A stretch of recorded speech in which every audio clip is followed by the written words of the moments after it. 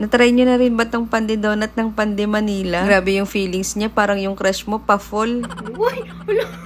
Sinubukan na nga rin namin to pero hindi ko sure kung trending to ngayon. Napanood nga lang namin to ni Ninang Thea habang nag-i-scroll. Matutulog na lang kasi puro pagkain pa pinapanood. Ito nga pala yung bagong Pandi Donut ng Pandi Manila. Hindi ko nga alam kung bago ba to o outdated lang kami. Basta nakita lang namin sa caption nung nag-post, masarap daw to. Maraming iba't ibang flavors nga pala to pero 5 lang yung available kaya 4 lang binili namin. Ang importante mahil lang yung curiosity namin tapos yung cravings na rin. Ganito dapat yung unang kagat mo pa lang may lumalabas agad na puting palaman. Yung soft sa labas tapos creamy sa loob. Sana all consistent. Pero legit kahit malaki siya hindi siya mahangin. Yung feelings niya parang may gustong patunayan.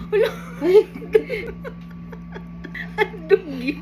Saka toppings pa lang loaded na. Parang yung effort ng maniligaw mo, sana ganito ka consistent. Hindi siya super tamis which is nice, hindi ka mauumay. Pero yung palaman parang pare-pareho ng lasa at kulay. Siguro kung may rainbow version to, mas exciting, char. Pero kung naghahanap ka lang ng something na pang break sa diet mo o kaya pinagkakaabalahan ng bibig mo, Pandi Donut, pwede na rin. Hindi siya perfect pero sulit naman sa cravings. Sino ba namang hindi matutuwa ng sobra? 4 na donut ba naman ang tinira?